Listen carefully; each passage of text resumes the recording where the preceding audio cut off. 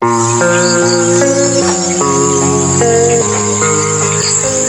dami talagang nagagawa ng social media sa ating buhay.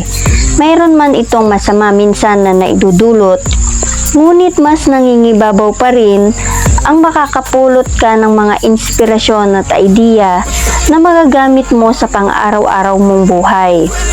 Katulad na nga lang po ng pag-uusapan nating video ngayon, isang padre de pamilya ang na-inspired sa mga nagpo-post ng kanilang mga achievement sa buhay, lalo na nga po ang pagpapatayo ng kanilang mga dream house.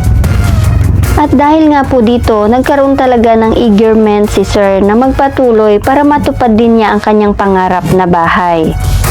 Ikaw ka-dreamers, ano bang mga bagay ang nakaka-inspired sa iyo?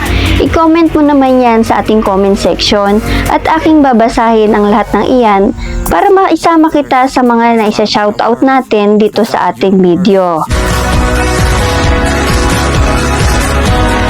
Welcome back to my channel at kung bago ka pa lang sa channel ko, please subscribe, like, and hit the bell button upang updated ka sa lahat ng ating mga video.